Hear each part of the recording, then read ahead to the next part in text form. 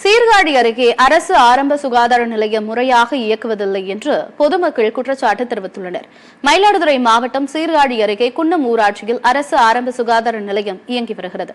இங்கு இரவு நேரங்களில் மருத்துவர்கள் இல்லாததால் நோயாளிகளுக்கு செவிலியர்கள் சிகிச்சை அளிக்கும் அவலநிலை ஏற்பட்டுள்ளதாக கூறப்படுகிறது. 24 மணி நேரம் இயங்கி வந்த மகப்பேறு மருத்துவ பிரிவு முடங்கியுள்ளதாகவும், மருந்தாளுநர் பணியில் இல்லாத நேரத்தில் செவிலியர்கள் முதலுதவி மாத்திரைகளை மட்டும் வழங்குவதாகவும் நோயாளிகள் கூறுகின்றனர். இதுகுறித்து கேள்வி எழுப்பினால் மருந்தாளர் மற்றும் மருத்துவர்கள் தரக்குறைவாகவும் மிரட்டும் துணியில் பேசுவதாக கிராம மக்கள் குற்றச்சாட்டு தெரிவிக்கின்றனர். எனவே ஆரம்ப சுகாதார நிலையம் முறையாக இயங்கிட தமிழக அரசு நடவடிக்கை எடுக்க வேண்டும் என்று பொதுமக்கள் கோரிக்கை விடுத்துள்ளனர். மருத்துவர் ஒரு மருத்துவர் தான் இருக்காங்க. அவங்கள கேட்டாக்கா வர நோயாளிகளுக்கு சரியான சிகிச்சை செய்வதே கிடையாது.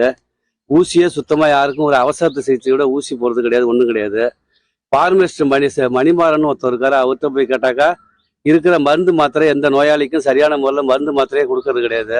நாங்கள் போய் நேரடியாக கிராமத்துலேருந்து நேரடியாக போய் நாங்கள் கேட்டதுக்கு நான் இப்படி தான் செய்வேன், உன்னால் முடிஞ்சா செஞ்சு பாருன்னு எங்களை மிரட்டுறாரு. 500 பேர் கிட்டத்தட்ட ஒரு நாளைக்கு வைத்தியம் பண்ண இடத்துல இன்னைக்கு 50 பேர் கூட வைத்தியம் பண்ண வர்றது கிடையாது. அந்த அளவுக்கு அரசுடைய பணத்தை வீணாடிச்சு ரொம்பவும் கீழ்த்தரமான இது பண்ணிக்கிட்டு இருக்காங்க. இப்போ கொஞ்சம் லேட்டாக வந்துட்டாலும் ஒரு ஊசி கிடையாதுன்னு சொல்லிடுவாங்க. கேட்டாக்கா நான் நர்சமாலாம் கேட்டேன், அவர் சார் வச்சு கூட்டிகிட்டு போயிடுறாங்க, நாங்கள் என்ன பண்ணுறதுங்கிறாங்க. அந்த ஆஸ்பத்திரி உள்ள அந்த டாய்லெட் பாத்ரூம்லாம் பாருங்க எப்படி இருக்குன்னு. அடிபட்டுக்கிட்டு காலு காயம் கை காயம்ட்டு வந்தோம்னா அப்ப தைய போட மாட்டாங்க. போங்க உடனே சீகாச்சிக்கு போங்க, சீர்காழிக்குங்கிறாங்க. இந்த குன்னத்துல சீகாச்சி வச்சுட்டு நாங்க எதுக்கு சீர்காழி போகணும்?